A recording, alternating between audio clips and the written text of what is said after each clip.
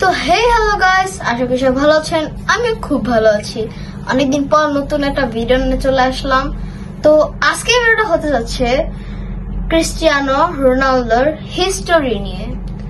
তো চলো শুরু করা যাক।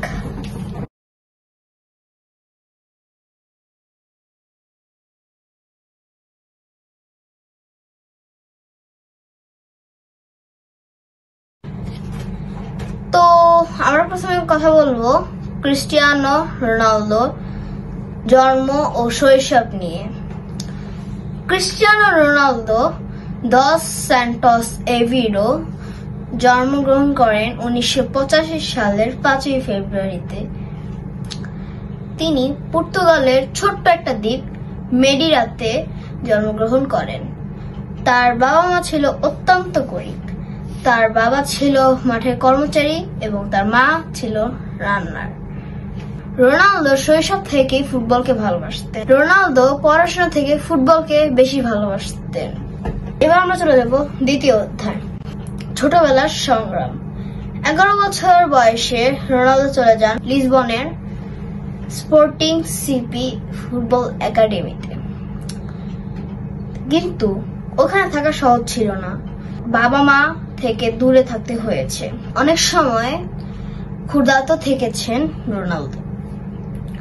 তার উচ্চারণ নিয়ে বন্ধুরা মজা নিত, কিন্তু রোনালদো হাল ছাড়েনি।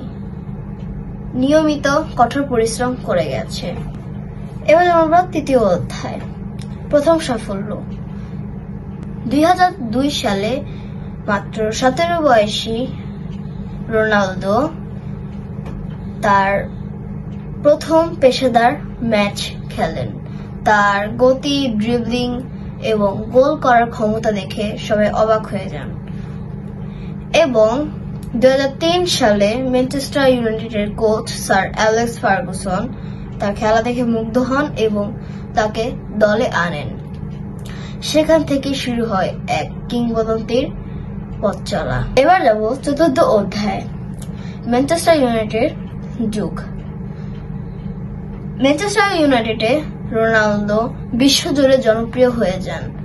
সেখানে তিনি 3বার প্রিমিয়ার লিগ, 1বার চ্যাম্পিয়ন্স লিগ জিতেন এবং ওখানে 2008 সালে তিনি একটা ব্যালন ডি'অর পান, যেটা ছিল তার ক্যারিয়ারের প্রথম স্বীকৃতি। একটা দুঃখজনক ঘটনা হলো 2005 সালে রোনালদোর বাবা মারা যান এবং সেই নিউজ শুনতে পেরে রোনালদো খুবই আপসেট হয়ে পড়েন এবং ডিপ্রেশনে চলে যান। কিন্তু সেই দুঃখজনক একটি ঘটনার মধ্যে দিয়েও তিনি তার কঠোর পরিশ্রম চালিয়ে যান এবং তার লক্ষ্যের দিকে আগাতে থাকেন। এছাড়াও 2003 সালে ক্রিস্টিয়ানো রোনালদোকে জাতীয় দল অর্থাৎ পর্তুগালের টিমে নেয় এবং সেখান থেকে শুরু হয় তার জাতীয় দলের ম্যাচ। এবং তার প্রথম ম্যাচ ছিল কাজাখস্তানের সাথে, যেখানে তিনি অসাধারণ খেলা দেখান। এবার আমরা যাব পঞ্চম অধ্যায়, রিয়াল মাদ্রিদের যুগ। 2009 সালে রোনালদো 80 পাউন্ডে রিয়াল মাদ্রিদে যোগ দেন। সেখানে তিনি সেরা সময়গুলো কাটান এবং ওখানে তিনি 4বার চ্যাম্পিয়ন্স লিগ জিতেন এবং অসংখ্য রেকর্ড ভাঙেন। এছাড়াও মেসি নামে আরেকজন তারকার দেখা পাওয়া যায়, যে রোনালদোর মতোই গতি, রোনালদোর মতোই ড্রিবলিং এবং রোনালদোর মতোই গোল করার ক্ষমতা আছে। অর্থাৎ এই মুহূর্তে রোনালদো ভার্সেস মেসি কে সেরা, সেটা নিয়ে পুরো দুনিয়া দুই বিভক্ত হয়ে যায়। ষষ্ঠ অধ্যায়, নেইমার ও নতুন চ্যালেঞ্জ। মেসির পাশাপাশি নেইমার ও সুয়ারেজের আগমন হয়, যেটা ফুটবল বিশ্বকে আরো প্রতিযোগিতামূলক করে তোলে।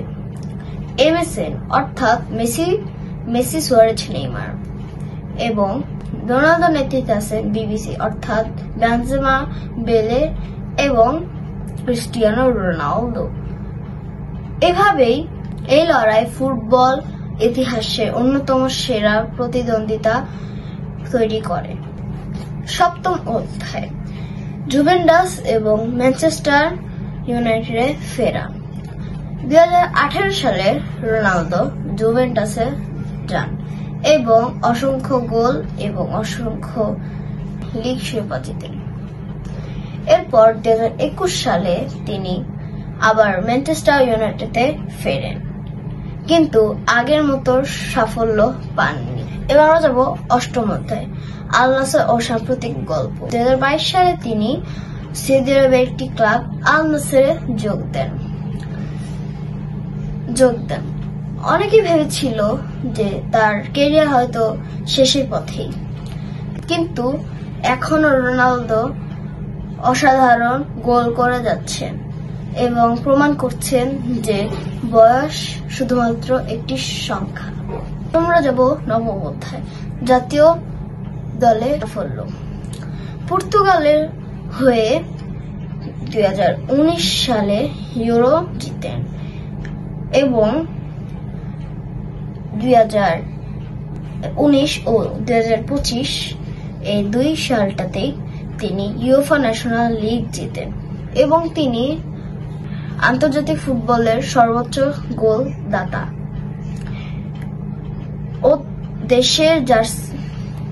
তিনি দেশের জার্সিতে খেলার সময় তার আবেগটা অন্যরকমই থাকে। এবার আমরা চলে যাব একদম শেষ অধ্যায়, ব্যক্তিগত জীবন ও পরিবার। ক্রিস্টিয়ানো রোনালদো শুধু ফুটবল মাঠেই নয়, ব্যক্তিগত জীবনেও তিনি খুব আলোচনায় কেন্দ্রে ছিলেন। 2016 সালে তিনি পরিচয় হন এখন বর্তমানে স্প্যানিশ মডেল জর্জিনা রদ্রিগেজের সাথে।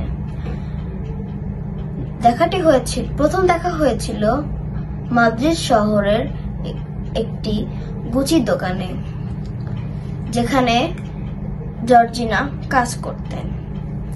তো রোনালদো একদিন সেখানে একটা শু কিনতে যায় এবং তখন তাদের দেখা হয় এবং সেখান থেকেই তাদের রিলেশনশিপ শুরু হয়।